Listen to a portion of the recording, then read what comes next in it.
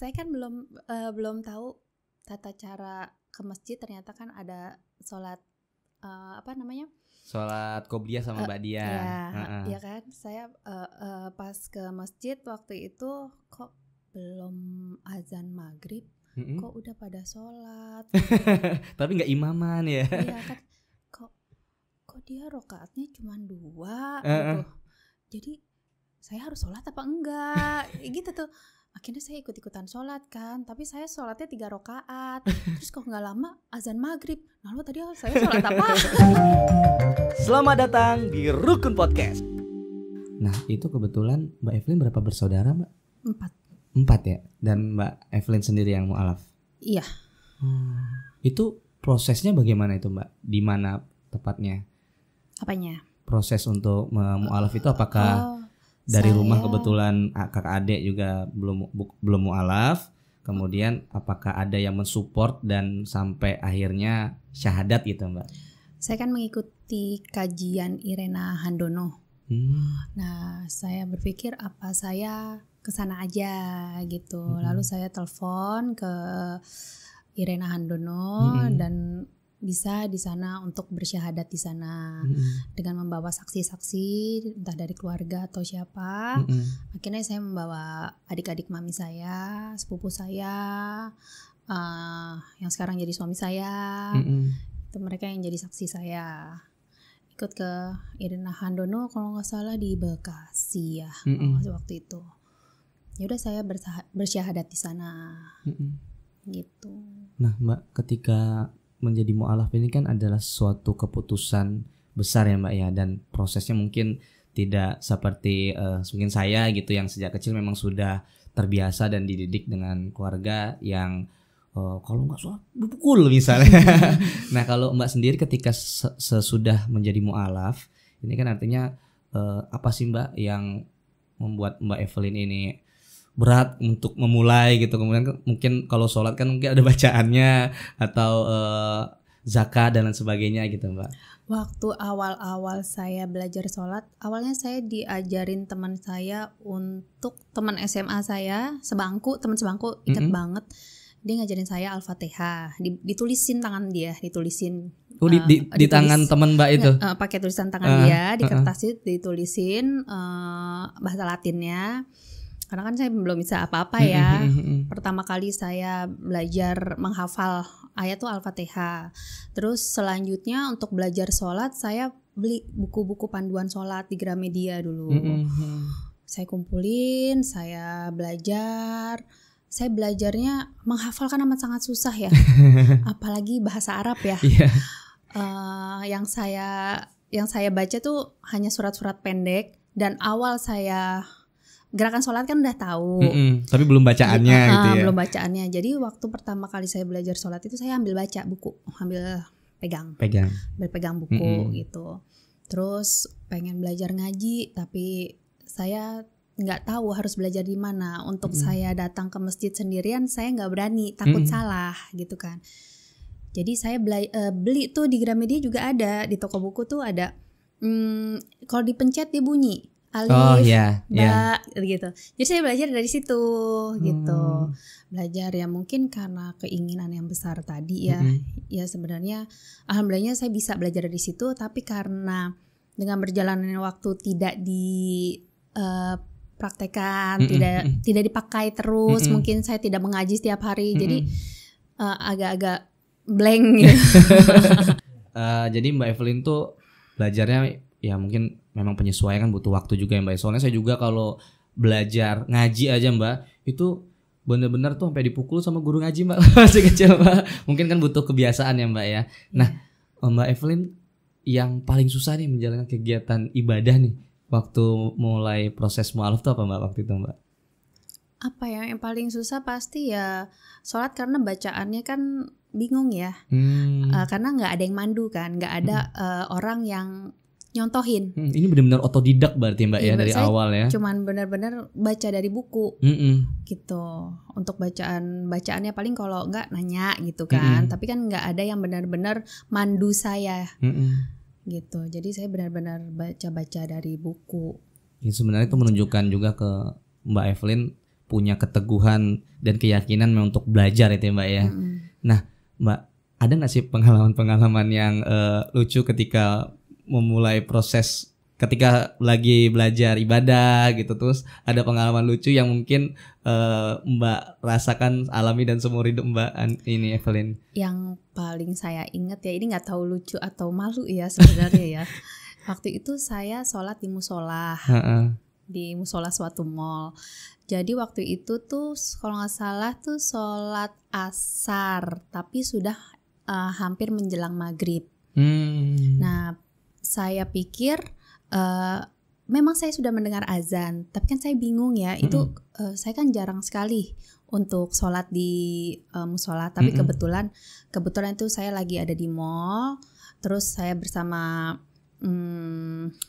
suami saya yang sekarang jadi suami saya, dulu masih jadi pacar gitu kan, bingung ya. Terus di sana saya sendirian, saya sholat, saya udah selesai kan, padahal lagi azan. Saya nggak begitu, saya harus gimana nih, saya takut ditungguin di luar, mikirnya begitu kan. Apa saya nunggu, apa saya harus gimana gitu kan.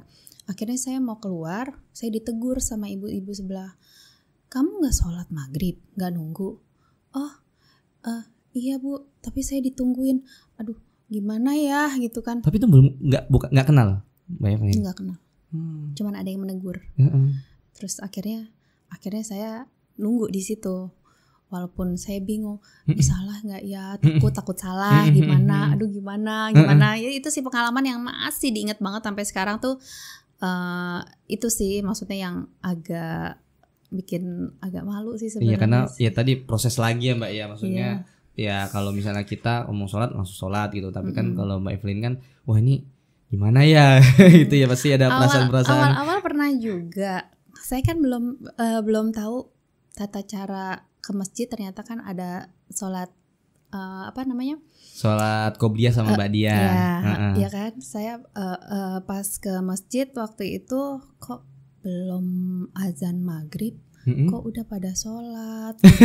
Tapi nggak imaman ya. Iya kan, kok dia rokaatnya cuma 2 gitu. Jadi saya harus sholat apa enggak? Gitu tuh. Akhirnya saya ikut-ikutan sholat kan, tapi saya sholatnya 3 rakaat. Terus kok nggak lama azan maghrib. Nah lo tadi saya sholat apa?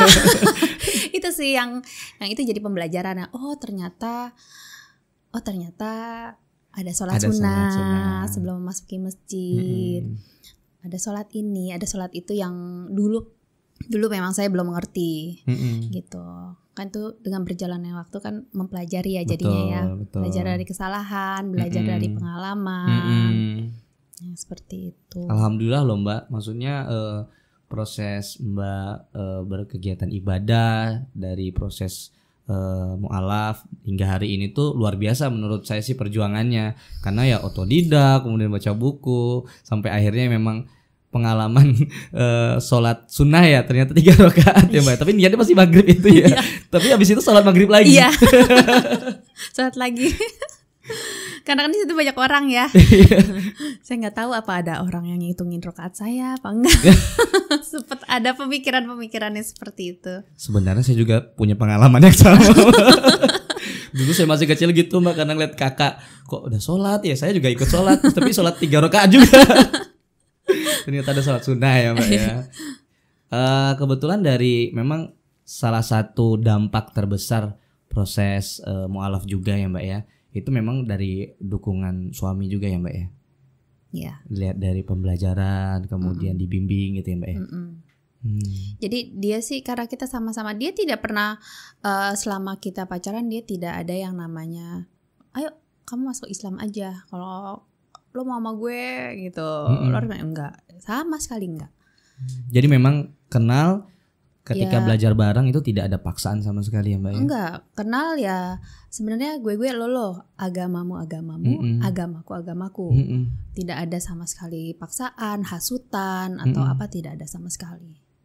Gitu. Karena memang dari dalam diri saya aja yang saya ingin belajar, saya ingin tahu gitu. Dan kebetulan alhamdulillahnya dia juga mensupport pastinya kan, dan dia juga kita sama-sama belajar, dan dia juga lagi ingin mengetahuinya juga gitu. Dia pun tahu isi Alkitab, tahu, dan dia tahu gitu. Luar biasa itu Mbak. Jadi prosesnya sih alhamdulillah dimudahkan ya sama Allah ya. Alhamdulillah. Hingga sekarang mempunyai anak. Anaknya ada berapa Mbak? Anaknya ada 3. Ada 3? Oh, lucu-lucu itu. Nah Mbak, ada lagi sih Mbak yang mengganjal di ini Mbak, di benak saya nih Mbak. Yang pertama tuh kalau misalnya tadi kan soal sholat ya Mbak ya, soal sunnah ya Mbak ya. Nah kalau ini sholat Idul Fitri Mbak. Nah ini kan sholat Idul Fitri kan 1 tahun sekali. Nah itu ada pengalaman nggak sih Mbak ketika menjalankan sholat Idul Fitri, kemudian zakat fitrah dan sebagainya gitu? Ya pastinya pernah ya. Saya kan tidak mengerti aturan zakat fitrah itu harus diberikan sebelum sholat Idul Fitri. Waktu itu seingat saya sholat di masjid om saya, dekat rumah om saya. Nah pas sholat di sana, saya pikir zakat fitrah itu uang yang dimasukkan ke dalam kotak-kotak yang dibagikan, dikelilingin. Oh, kotak amal ya? Ya, ternyata itu kotak amal. Saya nggak tahu kan. Di sebelah saya kan sebelah nama tante saya. Tante, saya belum zakat fitrah. Tante saya panik. Ya udah, akhirnya kita gerubuk langsung ngasihin zakat fitrah ke pengurus masjid. Oh, tapi kan sudah masuk ke kotak amal belum? Lupa sih gimana itunya ya. Pokoknya saya pikirnya dulu tuh masuk situ gitu kan. Ternyata kan zakat fitrah itu kan berupa beras gitu kan, dan lain-lainnya gitu kan. Nah, kalau soal Idul Fitri Mbak, sholatnya? Bingung awalnya, karena kan nggak seperti sholat biasa kan ya, walaupun 2 rakaat kan, biasanya kan takbirnya cuma sekali. Betul. Terus setelah takbir kan ada bacaannya lagi. Itu sih awal-awal sih bingung sih gitu, tapi ya udah diikutin aja, sebelahnya pada ruku ikut ruku gitu. Ngikut sambil ngintip-ngintip. Gitu sih, namanya masih belajar ya. Benar. Nah, kalau puasa Mbak, kalau Ramadan. puasa sebelum jadi mu'alaf pun saya udah mulai mengikuti puasa. Oh, jadi memang sudah mulai ikut puasa juga ya dulu ya? Udah belajar puasa. Saya kira kan agak kaget tuh, misalnya tiba-tiba wah puasa 1 bulan lagi. Enggak dari sih. Subuh setelah imsak sampai azan maghrib gitu. Karena kan ya mungkin itu, saya kan dekat sama keluarga mami saya. Sepupu saya kan Islam semua, mereka belajar ngaji. Kalau saya lagi nginep di rumah sepupu saya, mereka belajar ngaji, saya cuma ngeliatin mereka lagi belajar alif bata gitu kan. Kok gue nggak belajar gituan ya, mikirnya gitu di dalam hati, inget banget dulu gitu kan. Kok nggak ngeles juga sih gitu mikirnya kan gitu. Terus mereka puasa ya ikut-ikutan, puasa setengah hari. Ayo siapa yang puasanya full, ntar dikasih hadiah dikasih duit gitu kan, biasanya ikut-ikutan. Jadi nggak terlalu kaget sih sebenarnya gitu untuk puasa gitu, itu nggak terlalu kaget. Nah, begitu pula saat menjalani puasa penuh. Ketika awal proses mu'alaf itu juga nggak terlalu kaget tuh Mbak? Enggak sih, alhamdulillah sih ya udah lapar sih pasti ya. Tapi ya kan tergantung niatnya. Betul.